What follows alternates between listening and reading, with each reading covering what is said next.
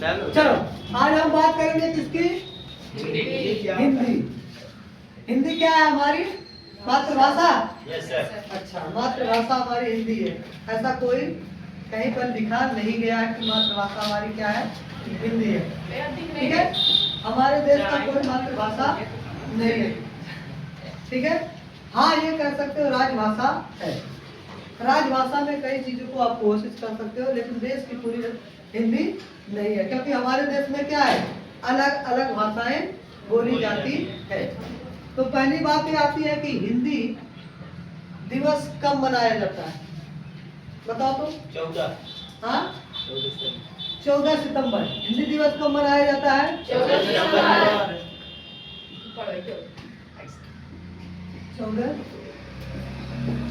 को मनाया जाता है। कब मनाया जाता है? 14 सितंबर। अच्छा, विश्व हिंदी दिवस कब मनाया जाता है? दो चीजें हैं, एक होती है हमारे देश में, हमारे देश में हिंदी दिवस कब मनाई जाती है? 14 सितंबर को। और ये पूरे विश्व में हिंदी दिवस मनाई जाती है, यानी कि पूरे विश्व में हिंदी का प्रचार प्रसार करने के लिए क्या मनाया जाता है?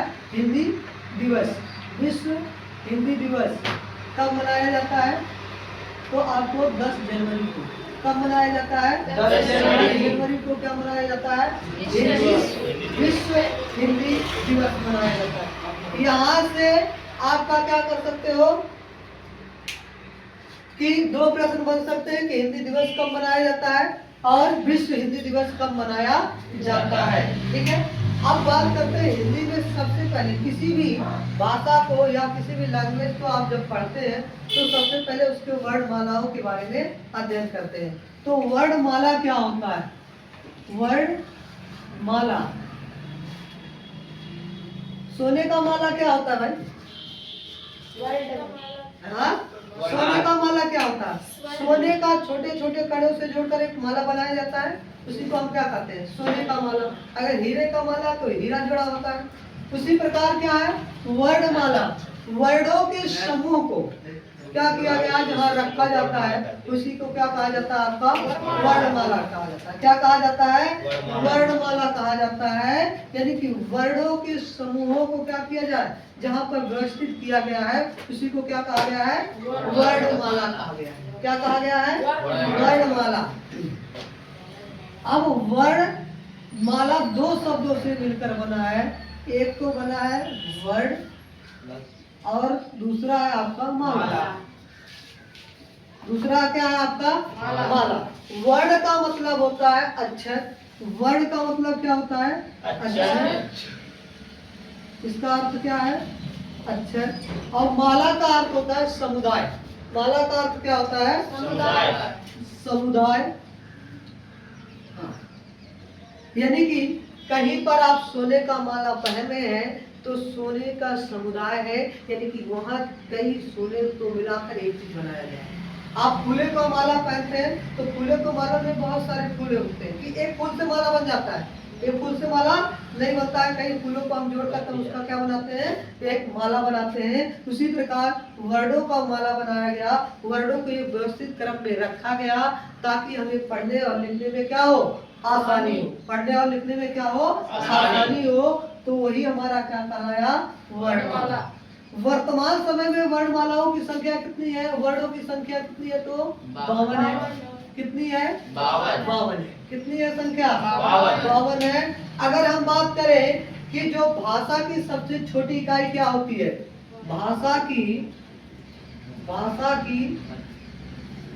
सबसे छोटी इकाई, सबसे छोटी इकाई क्या होती है? वर्ण होता है। क्या होता है? वर्ण होता है। भाषा की सबसे छोटी इकाई क्या है? वर्ण। अगर हम बात करें भाषा की मौखिक, भाषा की मौखिक मतलब बोलना। मौखिक सबसे छोटी इकाई क्या है? सबसे छोटी इकाई भाषा की क्या होती है? आपका ध्वनि होती है। अर्थात जो हम बोलते हैं, हमारे मुख से जो भी चीजें निकल गया वही हमारा क्या हो गया? सबसे छोटी इकाई हो गया। बच्चा पैदा होता है एटीएम जो भी बोलता है वो उसकी क्या होती है, ध्वनि ही तो निकालता है। तो भाषा की सबसे मौखिक यानी कि बोलने की सबसे छोटी इकाई क्या होती है, ध्वनि होती है। क्या होती है, ध्वनि होती है। अब बात आती है कि वर्णमाला 52 है। वर्णमाला में वर्णों की संख्या कितनी है, 52 है। तो कौन कौन से होंगे। अब वर्णमाला को कितने भागों में बांटा गया है, कितने भागों में बांटा गया है वो देखते हैं। तो वर्णमाला को कितने भागों में बांटा गया है, 2 भागों में। कौन कौन से, स्वर और व्यंजन, स्वर और व्यंजन। ठीक है। अब स्वर की संख्या कितनी होती है, 11। स्वरों की संख्या 11, व्यंजनों की संख्या 33। ठीक है। अब स्वर 11, व्यंजन कितने, 33। अगर व्यंजन की बात करें तो व्यंजन भी कई भागों में बांटा गया है। जैसे आपका होता स्पर्शीय व्यंजन, स्पर्शीय व्यंजन। कौन से व्यंजन, स्पर्शीय व्यंजन। इनकी संख्या कितनी होती है, 25। कितनी होती है, 25। हाँ, ऐसे वर्ण जो हमें बोलते समय हमारे किसी ना किसी शरीर को क्या कर दे, स्पर्श करके ध्वनियां उत्पन्न होती है, तो क्या कहलाते हैं, स्पर्शीय व्यंजन कहलाते हैं। क्या कहलाते हैं, स्पर्शीय व्यंजन। जैसे हम बोल रहे हैं कर, खर, घर, तो हमारे कंठों को क्या कर रहा है, छूते हुए ध्वनि निकल रही है, तो वो हमारी क्या स्पर्शीय व्यंजन है। स्पर्शीय व्यंजन के बाद क्या आता है आपका, अंतस्थ व्यंजन। क्या आता है, अंतस्थ व्यंजन। इनकी संख्या कितनी होती है, 4। कितनी होती है, 4 होती है। अंतस्थ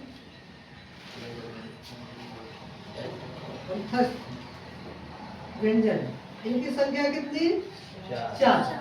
अंतस्थ व्यंजन की संख्या कितनी हो जाएगी आपका, 4। और उसके बाद आता है आपका ऊष्म व्यंजन। कौन से व्यंजन, ऊष्म व्यंजन। तो ऊष्म व्यंजन आपकी हो जाएंगे कितने, 4।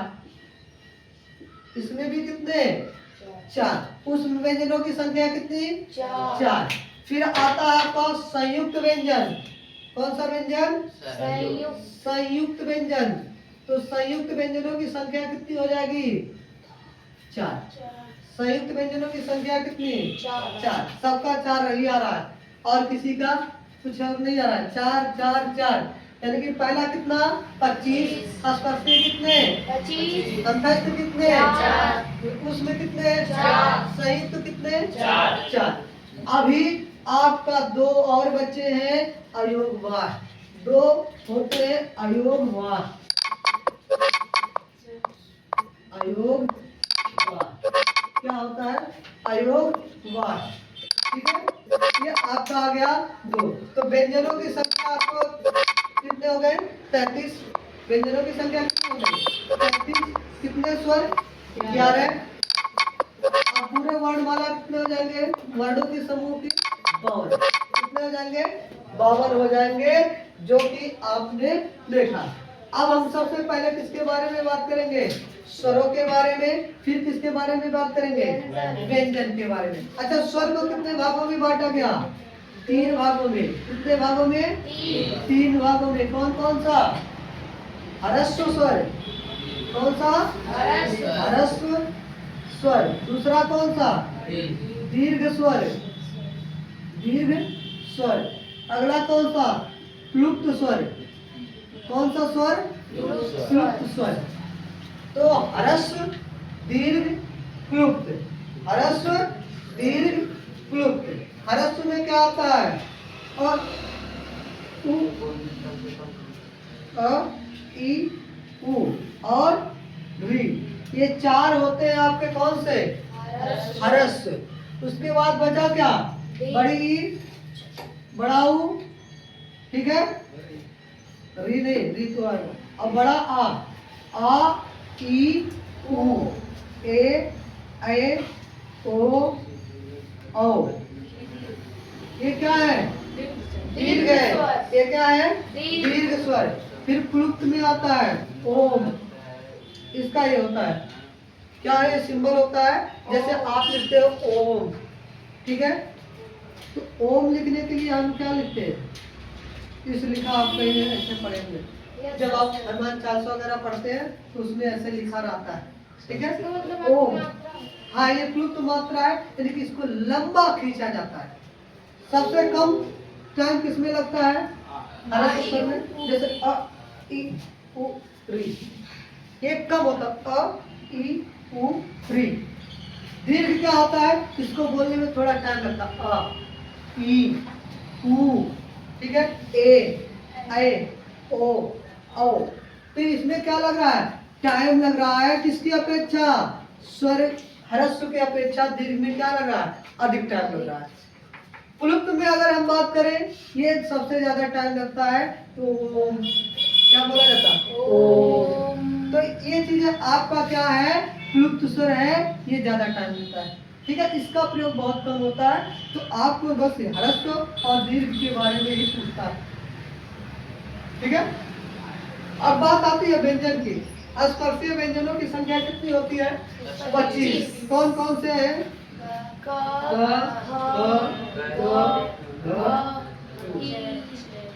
छ, छ, ज, झ,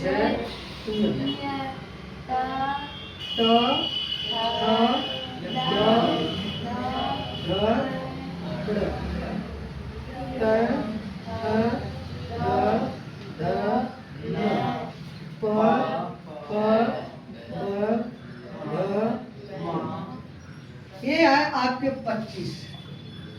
25 वर्ण है या फिर स्पर्शीय व्यंजन। कौन से व्यंजन है? स्पर्शीय व्यंजन है, जिसकी संख्या कितनी है? 25। अब इस स्पर्शीय व्यंजनों की संख्या आपने देख लिया कि 25 व्यंजन आपको मिल गए। अच्छा, इसीलिए इसे देखो, इधर से कितने? 5, इधर से कितने? 5, इधर से कितने? 5, इधर से कितने? अगर सारी भुजा बराबर होती है तो क्या बनकर निकलता है? वर्ग। क्या बनता है? वर्ग। इसीलिए इसे एक और नाम दिया गया है, वर्गीय व्यंजन। कौन से व्यंजन? वर्गीय व्यंजन। ये लास्ट के जो 5 है, इसे कहा जाता है पंचम व्यंजन। क्या कहा जाता है? पंचम व्यंजन कहा जाता है। क्या कहा जाता है? पंचम व्यंजन कहो या पंचम वर्ण, क्या कहा जाता है? पंचम वर्ण। अच्छा, इनका जो काम बिंदी से भी करा लेते हैं अपना बिंदी को। जैसे अभी हम व्यंजन लिखे हैं, तो व्यंजन हमने क्या लगाया है? यहाँ पर बिंदी लगाया है। अगर व्यंजन लिखना हो तो हम ऐसे भी लिख सकते हैं, ठीक है। तो यहाँ ये बिंदी से भी काम चल जाता है, यानी कि इसको हम बिंदी लगा देते हैं, ठीक है। तो ये बिंदी भी लगा रहता है, इसका भी आपको ये देखना रहता है कि कैसे बिंदी का प्रयोग किया जाएगा उसके पहले वाले व्यंजनों के अनुसार, ठीक है। अब क्या होगा? इनका उच्चारण स्थान पूछता है कि ये कहाँ से बोले जाते हैं, कहाँ से बोले जाते हैं। जैसे क, ख, ग, आप बोलो, यहाँ पे हाथ रखो, क, ख, ग, तो क, ख, ग, घ, ङ। यहाँ से बोलने पर ये जो कंठ है ना, कंपन हो रहा है। कंठ क्या हो रहा है? कंपन हो रहा है, इसीलिए इसे कहा जाता है कंठस्य व्यंजन। कौन सा व्यंजन? कंठस्य व्यंजन। क्या कहा जाता है? कंठस्य व्यंजन। अब बात करें च, छ, ज, झ, ञ। च, छ, ज, झ, ञ। इसको बोलते समय हमारी जीभ क्या हो रही है? ऊपर लड़ रही है। तालू से क्या हो रही है? लड़ रही है ना। च, छ, ज, झ बोलते समय हमारी जीभ क्या हो रही है? तालू से लड़ रही है, इसीलिए इसे कहा जाता है तालव्य व्यंजन। तालव्य व्यंजन। क्या कहा जाता है? तालव्य व्यंजन। ट, ठ, ड, ढ, अड़। इसको बोलते समय हमारा जो जिह्वा है तालू के एकदम लास्ट वाले सिरों पे लड़ रहा है, ठीक है, या कह सकते हो बीच में लड़ रहा है। तो ट, ठ, ड, ढ, अड़, इसे कहा जाता है मूर्धन्य व्यंजन। कौन सा व्यंजन? मूर्धन्य व्यंजन। फिर आता है त, थ, द, ध, न। इसको बोलते समय हमारी जीभ जो है दांतों से टकरा रही है। त, थ, द, ध, न। तो इसे कहा जाता है दंत व्यंजन। कौन सा व्यंजन? दंत व्यंजन। फिर आपका आता है क्या? प, फ, ब, भ, म। इसको बोलते समय हमारा दोनों ओठ क्या हो रहा है? टच कर रहा है। बिना ओठ तक किए आप नहीं बोल पाओगे, है नहीं बोल पाओगे, इसीलिए इसे कहा जाता है ओष्ठ व्यंजन। कौन सा व्यंजन? ओष्ठ व्यंजन। तो स्पर्शीय व्यंजनों का उच्चारण स्थान पता चल गया। आपसे प्रश्न पूछ लेगा कि बाबू बता दो द का उच्चारण स्थान है, द का उच्चारण स्थान है। ऑप्शन दे देगा कंठस्थ व्यंजन, तालव्य व्यंजन, दंत व्यंजन, मूर्धन्य व्यंजन। तो कौन सा होगा? दंत व्यंजन। ठीक है, तो ये आपके 25 हो गए। स्पर्शीय व्यंजनों की संख्या कितनी? 25। कौन कौन से? क ख ग घ ङ च छ ज झ ञ ट ठ ड ढ ण थ थ र र प फ ब भ, ये आपके हैं 25। ठीक है, इसका हमने क्या बताया कि भाई इसका उच्चारण स्थान कहाँ से होता है? 5 इधर से, 5 इधर से, 5 इधर से सभी होने के नाते इसे वर्गीय व्यंजन भी कहा जाता है। क्या कहा जाता है? वर्गीय व्यंजन। अच्छा, ङ ञ ढ़ ढ म, इनका कौन सा नाम है? ङ ञ ढ़ ढ म। इन पांचों को क्या कहा जाता है? पंचम वर्ण या पंचम व्यंजन कहा जाता है। क्या कहा जाता है? पंचम व्यंजन कहा जाता है। अब बात करें अगर हम किसकी बात? अंतस्थ व्यंजन की। तो अंतस्थ व्यंजनों की संख्या कितनी है? 4। कौन कौन से होंगे? य, व, र, ल। य, व, र, ल। क्या? य, व, र, ल। ये तो होता है।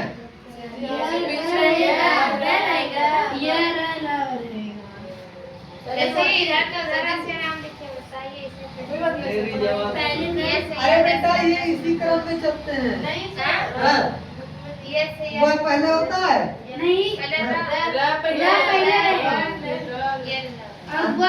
ये यहाँ पर अरे वो तो अलग सी बात है। अब ये देखो यह और वह जो है, यह और वह, यह और वह जो होते हैं इसे अर्ध स्वर कहा जाता है। क्या कहा जाता है? अर्ध स्वर कहा जाता है। इसे क्या कहा जाता है? अर्ध स्वर। इसलिए हम इसको पास में लिखते हैं।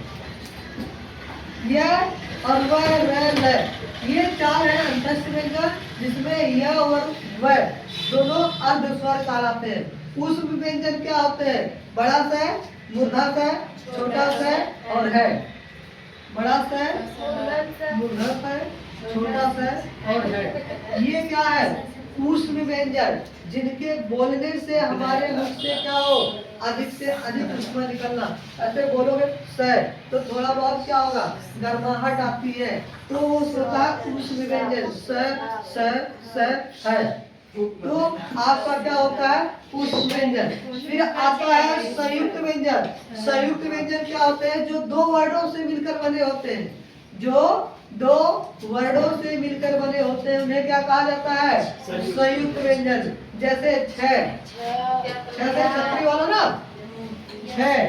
फिर क्या होता है? त्र। फिर क्या होता है? य। उसके बाद क्या होता है? हाँ? श्रेय होता है। क्या होता है? श्रेय। श्रेय से श्रमिक। अब ये पूछता है ये किसके किससे मिलकर बने होते हैं? 6 किससे मिलकर बना है? 6 जो होता है आधा क होता है और प्लस में फिर परंगा से, हाँ क्या मूर्धन्य से, ये होता है आपका 6, जिसमें क आधा है और मूर्धा से बड़ा है, पूरा है। ठीक है, उसके बाद आपका आता है त्रय। त्रय में क्या आधा है? त्रय आधा है और रे क्या है? पूरा है। फिर त्रय आता है, हाँ किसी को तो मिला के 6 बन जाता है। हाँ? उसके बाद त्रय को किससे बनता है? बड़ा से आधा और रे, त्रय क्या बन जाता है? त्रय। ज्ञा किससे बनता है? तो ज्ञा आधा ज और ज्ञा, ठीक है। ये आपका मिलकर बना है संयुक्त अक्षर। अयोग वाह क्या होता है? अंग और अ। अंग और आ क्या होता है? गिनती होती है अं और अ। ये जो दो वर्ड है ये अयोगवाह में गिनती की जाती है। ठीक है, तो ये रहा आपका व्यंजन। आपके जो भी क्या नाम है सामान्य ज्ञान प्रतियोगिता में आएंगे यही से प्रश्न बनेंगे। वर्णमाला में अगर कुछ बनता है जो तो अयोगवाह है वो इतने स्वर में आते हैं ना, हाँ? स्वर में आते हैं नहीं, मतलब स्वर में नहीं जाते। ठीक है, इसीलिए ना स्वर 13 होता है लेकिन माना जाता है 11 ही। ठीक है। अब ध्यान से देखो, हाँ लोग अयोगवाह होते हैं अं और आ क्या होते हैं अयोगवाह होते हैं। अब ध्यान से देखो, अरे सुन ले पहले ये आपका जो भी आया जितना आज पढ़ाया गया है ये चीजें आपका सामान्य ज्ञान प्रतियोगिता में यही से प्रश्न आएंगे वर्णमाला से कि आपका कंठस्थ व्यंजन क्या है, अर्थस्थ व्यंजन क्या है, स्वीय व्यंजन क्या है, संयुक्त व्यंजन क्या है। छोटे छोटे ही प्रश्न बनेंगे, आपसे ज्यादा प्रश्न बड़े वाले बनने वाले नहीं। ठीक है, तो आज के लिए हिंदी आपका इतना ही। इसको लिखना चाहो तो लिख लो, छाप लो। ठीक है, हाँ